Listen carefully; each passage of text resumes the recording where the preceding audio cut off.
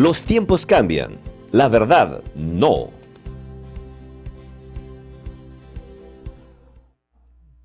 Muy buenos días amigos, ¿cómo están? Les saluda Rafael Poblete, bienvenidos a La Noticia Perú, el canal digital del diario La Noticia. Bueno, ayer hubo un mensaje a la nación que dio el presidente Pedro Castillo a las 9 de la noche. Y se notaba algo desesperado, ya no sé si sabe o no sabe lo que va a hacer o cómo viene el carro en este tema de la crisis política. Para hablar de este y otros temas, estamos conectados vía Zoom con el ex congresista el señor Mauricio Mulder, quien conoce mucho de los temas de la realidad nacional. Señor Mulder, muy buenos días, ¿qué tal? Muy buenos días, gusto de estar con ustedes. Señor Mulder, el mensaje a la nación que dio el presidente Pedro Castillo ayer, ya se le nota desesperado. Este tema de acudir a la OEA y pedir que se amplíe o que se abra la Carta Democrática de la OEA, ¿está bien hecho o no bien hecho? ¿Qué opina usted? No, es una muestra de desesperación y de buscar distraer el tema delictivo, penal, de investigación que está haciendo el Ministerio Público y tratar de politizarlo. Es típico de aquellos funcionarios públicos que delinquen, eh, sobre todo en las arcas públicas, el de querer minimizar su delito señalando que hay persecución política. Lo hizo, por ejemplo, en su momento también Toledo, hablando de la famosa situación en la que se encontró después de haber vendido canales de televisión, etcétera. Y muchos otros políticos también han tratado de politizar un tema que es específicamente de comisión de delitos. Y en el caso de Pedro Castillo, eh, es el sintomático considerar de que él ha hecho una defensa política de su gobierno, pero en ningún momento ha desvirtuado los cargos que hay en su contra. Simplemente dice, no, me están poniendo cargos, me dicen cosas, que no sé qué, pero a la larga ha tenido la oportunidad de decir, yo nunca robé, nunca estuve en Zarratea, nunca nombré a fulanito, a menganito como ministro, cualquier cosa, no sé, algo que desvirtuara con hechos de que él es una persona culpable. Y no lo ha podido hacer y perdió la oportunidad. Ya, pero ¿de qué manera podría intervenir la OEA cuando dice que el gobierno está afectado? ¿Afectado por qué estaría el gobierno? A ver, la Carta Democrática es un compromiso de todos los países de la América Latina de promover la democracia en cada uno de nuestros países y señalar cuando hay violaciones de derechos humanos o gobiernos autoritarios las sanciones que se le podrían recomendar, porque la OEA no aplica sanciones. Y en realidad son solamente palabras que van a ponerse en un documento y que después al final no tiene ninguna importancia. Si no, mire usted todo lo que sucede en Nicaragua y le rebala tremendamente lo que está ocurriendo allá en ese país. Mire usted el caso de Venezuela. ¿Acaso la OEA ha podido evitar que Venezuela sea un desastre en este momento de carácter económico y humanitario? De manera que simplemente lo que ocurriría si es que la OEA cae en el ridículo de meterse en los asuntos internos de nuestro país y sobre todo porque por una persona que está siendo procesada, no pasaría de un documento, de un papel, en el que ellos simplemente lamentarían supuestamente que no hubiera democracia en nuestro país. Pero eso yo lo veo imposible porque basta darse cuenta del proceso penal que hay en curso para uno entender perfectamente las cosas que están sucediendo en el Perú. O sea, lo que se le va a hacer a la OEA es una consulta nomás. Va a responder una consulta. Ni siquiera es una solicitud, y como toda solicitud, pues puede pasar o puede no pasar. Lo más probable es que simplemente pueda ocurrir que emitan un documento instando a las instituciones del Perú a mantenerse en los cánones constitucionales. Otra cosa no puede hacer. Así que eso de salir en una rueda de prensa con todos sus ministros ahí que parecían monigotes, es un ridículo completo. Lo que él debe hacer es desvirtuar los actos delictivos que ha cometido. Y hasta ahora, en ningún momento, ha desmentido ninguna de las imputaciones que han habido alrededor de su accionar delictivo, ¿no? Claro, pero lo que veo es la desesperación, como tú dices, de acudir a este tema de la OEA. Bueno, ya estuvo, la reunión de la OEA se dio en el Perú, se reunió con Almagro, con todos ahí. Existe otra vez la polarización, esta lucha de clases se está planteando él, y que habla de un golpe de Estado. ¿Tú ves un golpe por algún lado? Yo no lo veo. No, en absoluto. Yo lo que veo es que hay una crispación muy grande como consecuencia del propio proceso electoral, que nunca el Jurado Nacional de Elecciones se dio el trabajo de explicar por qué ellos creían que había que cortar ya el proceso de cómputo. Si el Jurado Nacional de Elecciones y el señor Salas Arenas hubiesen sido un poco más diligentes y hubiesen dicho, a ver, está bien, nosotros creemos que ha ganado el señor Castillo, pero para que no haya pues nubarrones, acá están las actas que ustedes están diciendo y a ver, las vamos a ver uno por uno. Y si el resultado sí se mantiene, caballero, ¿no es cierto? Pero se negaron a hacerlo. Es como el árbitro que se niega a ir al bar, ¿no es cierto? No quiero, no me da la gana ir al bar. Entonces, la duda se mantendría. Y como de hecho, después ha habido repartijas, le dieron ministerios al Movadef y después vimos a los familiares yendo por todas partes del país tratando de sacar dinero, los $20,000 en el baño de Palacio de Gobierno, ya todas las cosas que han sucedido. La propia intervención del Ministerio Público en Palacio de Gobierno y hasta en el despacho presidencial. Todo eso podría ponerse como guión de lo que realmente ocurre. Y lo que estoy seguro que debería ocurrir es que los países de América Latina simplemente harán una declaración pidiendo que se mantengan los cánones constitucionales y nada más. No puede haber otra cosa. Señor Mulder, otro tema es que, por ejemplo, el Ministerio Público le dio el encargo al Congreso para que haga este tema de juicio político en el caso de la denuncia constitucional contra el presidente Castillo. Y ahora el Congreso le pide al TC que admita la ampliación y la interpretación del artículo 117. ¿Cuál es su opinión, señor Mulder? Bueno, que del Congreso no se puede esperar mucho porque es exactamente el mismo resultado del proceso turbio que tuvimos en el país.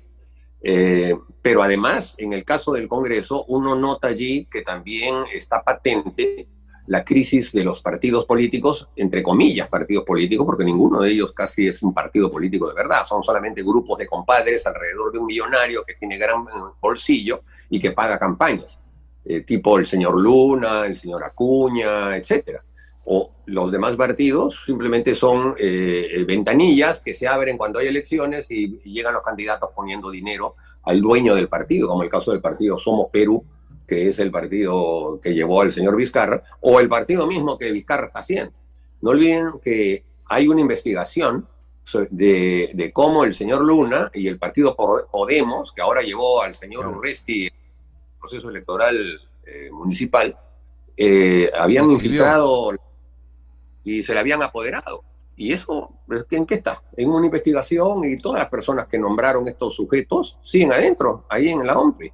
Y entonces ese tipo de cosas demuestran que lo que se buscó en el Perú por parte de estos grupos encabezados por la ultraizquierda, a las cuales pertenece el presidente del Jurado Nacional de Elecciones, porque el presidente del Jurado Nacional de Elecciones es un comunista convicto, confeso, de toda su vida. Él mismo lo ha dicho, ¿no es cierto?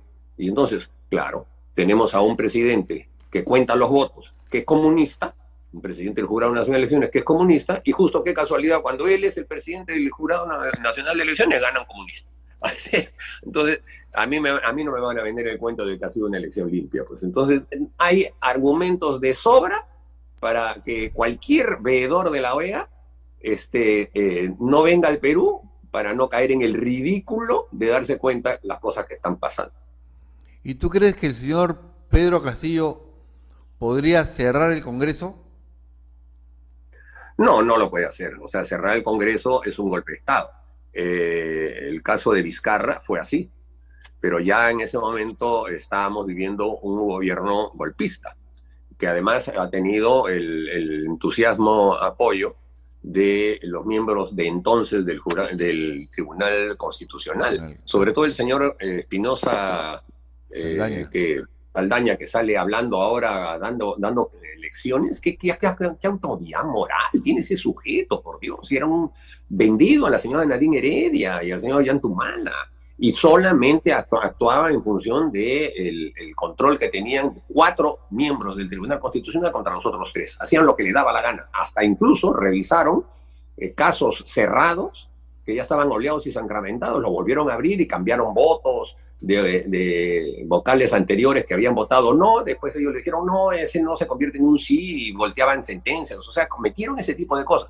Y en el Congreso, que deberían estar todas estas personas desfilando con sendas acusaciones constitucionales, no pasa nada, porque justamente se ha creado un sistema político por el cual las personas que llegan al Congreso no son políticos, son aventureros en su gran mayoría. Por supuesto que habrán muchas excepciones, pero la gran mayoría lo que llega es a llenarse los bolsillos. Por eso es que hay tantos niños, entre comillas, que son en realidad chupamedias o gente fascinerosa, porque a eso han llegado. Ellos no llegan para hacer un debate político, un debate constitucional, por qué vías tiene que discurrir la vida democrática del país. No les interesa eso, ni saben lo que es. Lo único que les interesa es meterse a los ministerios y vender obras y llevar a las empresas, a los directores de las empresas que quieren hacer las obras. Eso es lo único que les interesa, casi a todos los parlamentarios. Señor Mulder, entonces, ¿y cómo aprecias tú la relación entre Pedro Castillo con la prensa peruana? De Vizcarra y Fernando Tuez. Entonces ahora, sí pues, no se le puede ahora exigir a un Congreso que está compuesto por personas aventureras que piensen en el Perú. No les interesa, solo piensan en su bolsillo. Muy bien. ¿Y cómo aprecias la relación entre Pedro Castillo con la prensa peruana? Bueno, es la misma que cualquier gobierno dictatorial tiene con la prensa. La prensa siempre ha sido, por ser múltiple, por ser una entidad que recoge información y la transmite, y además opina también, porque tiene derecho a opinar, es evidente que nunca hay buenas relaciones entre el gobierno y la prensa cuando ese gobierno es un gobierno dictatorial.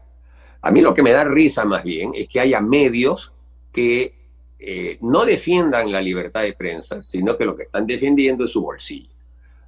Medios que ahora, por resoluciones que emiten en el ámbito del Ministerio de Economía, adquieren el derecho de obtener la publicidad del Estado. Y bueno, ese es un tema recurrente cada vez que a mí me lo preguntan, porque yo planteé el tema de que el Estado no debería estar financiando a medios de comunicación con el cuento de que les estaba poniendo publicidad. Pero ahora está ocurriendo con varios medios. Lo que pasa es que esos medios que reciben ese dinero tampoco pueden suicidarse. Entonces tienen que simular que están pasando las noticias que existen. Caso del diario La República, por ejemplo, ¿no? El diario La República es un diario así cerradamente a favor del gobierno, pero no quiere que parezca, porque si no, no vendería nada y además perdería toda la credibilidad y se les caería como un castillo de naipes todo el edificio que tienen ahí en el Jirón Azángaro, el Jirón Camaná. De manera que la prensa, es obvio que frente a gobiernos dictatoriales, la única relación que puede tener es la de fiscalizar. Y si no hubiese sido por la prensa, probablemente muchas de las cosas que ahora se saben nunca se hubiesen sabido. Así es. Y me imagino que por eso que planteas tú de la publicidad estatal y la prensa, habrá sido vetado mucho tiempo, ¿verdad? Ah, sí, claro. Sobre todo pues por los que más se compraban este pleito, ¿no? El Canal N, el Comercio. Pero así, bueno, pues son los gajes del oficio político. A mí no me afectó en lo más mínimo, ¿no? Y yo sigo creyendo que si estuviéramos pues en Holanda, ¿no? En Finlandia, entonces ahí sí uno puede confiar que el Estado puede poner publicidad en la prensa sin que busque a sus amigotes para hacerlo. Pero en el Perú, por favor, pues, o sea, en el Perú no me van a vender el cuento de que ellos necesitan la información porque es muy importante, por favor.